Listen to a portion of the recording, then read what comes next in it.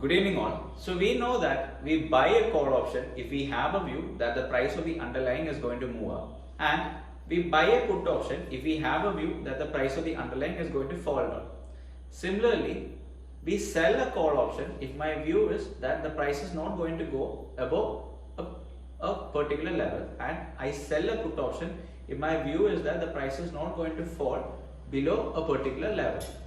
Now, let's look at what the premium of an option consists of. We know that when we purchase options, we pay premium to acquire it. Similarly, somebody who sells options, he receives premium while he sells it. Now, let's have a look at what the premium consists of. In simple words, the premium consists of both the intrinsic value as well as something called the extrinsic value. Now, on the board over here, we'll quickly see what intrinsic value is and what extrinsic value is. If we look at the board over here, we realize that the current price of Nifty is at 10,000 rupees.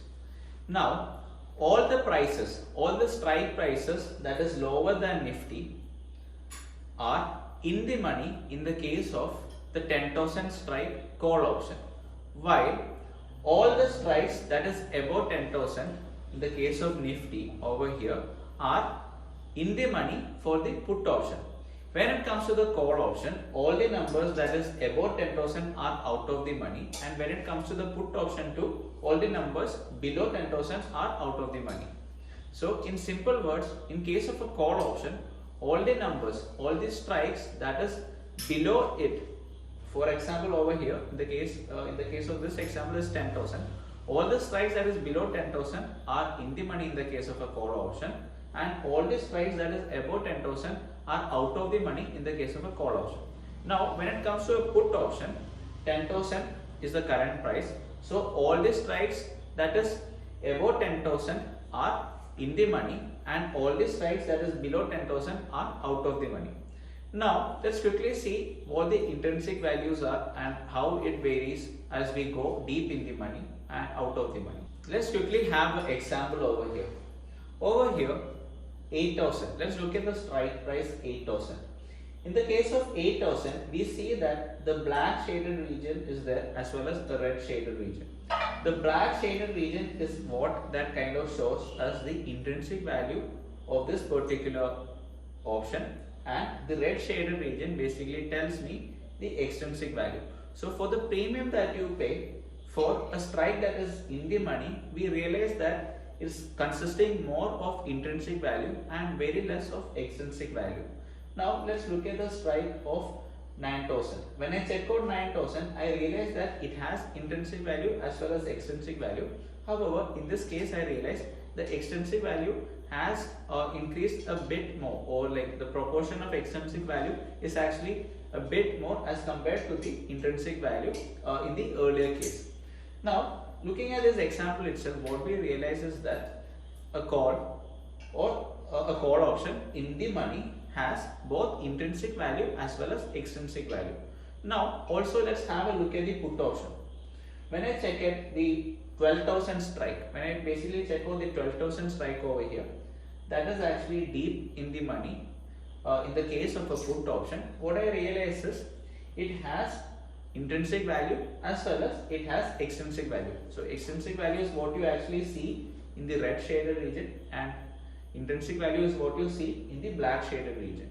However, when I check out the 11,000 strike put option, I realize it has extrinsic as well as intrinsic value. However, the proportion is kind of a bit more for the extrinsic value as compared to the earlier case. Now, over here, what I just want you to understand is that as we go deep in the money, the intrinsic value will be having the major proportion as compared to the extrinsic value. Now, whenever I trade options, I always say that I trade at the money or in the money on normal days. Okay, so when I basically check out for day trading, I basically check out to trade at the money options or in the money options. Now, the reason is that these options that are at the money or in the money, they are the ones that only have intrinsic value. And all the out of the money options, in the case of a call option, as we discussed over here, everything that is above 10,000 are out of the money. These options only have extrinsic value, they don't have intrinsic value. Similarly, in the case of a put option, if I am asked to trade a put option, I would trade the 10,000 strike. That is at the money. I basically want checkout to trade anything that is below 10,000, that is out of the money.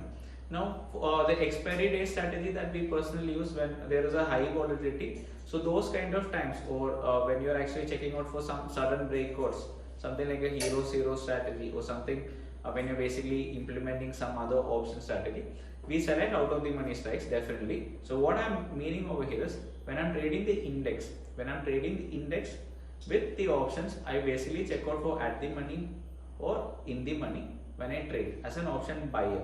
So I would like to convey to you that the options premium consists of both the intrinsic value as well as the extrinsic value.